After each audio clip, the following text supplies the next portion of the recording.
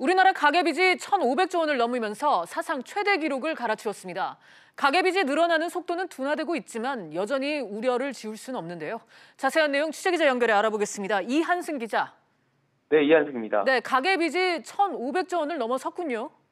네, 그렇습니다. 한국은행에 따르면 올해 3분기 말 가계신용 잔액은 1,514조 4천억 원으로 사상 처음으로 1,500조 원을 넘어섰습니다. 지난해 3분기 1,400조 원을 넘어선 이후 1년 만에 100조 원가량이 늘어난 겁니다.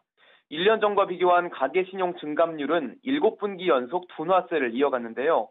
올해 3분기 가계신용은 1년 전에 비해 6.7% 증가했는데 이는 지난 2014년 4분기 이후 가장 낮은 수준입니다. 네, 가계빚이 이렇게 늘어난 이유는 어떻게 봐야 합니까?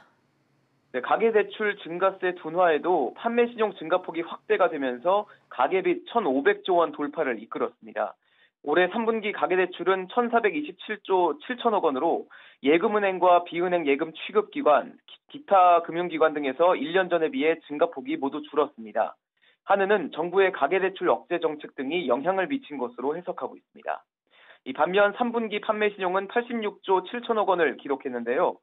신용카드사 등 여신 전문 기관을 중심으로 올해 가장 큰 폭의 증가폭을 기록했습니다. 네, 그래도 증가세가 둔화되고 있으니까 긍정적으로 볼 수 있지 않을까요? 부채가 가계소득보다 더 빠르게 늘고 있다는 점에서 안심할 수는 없습니다.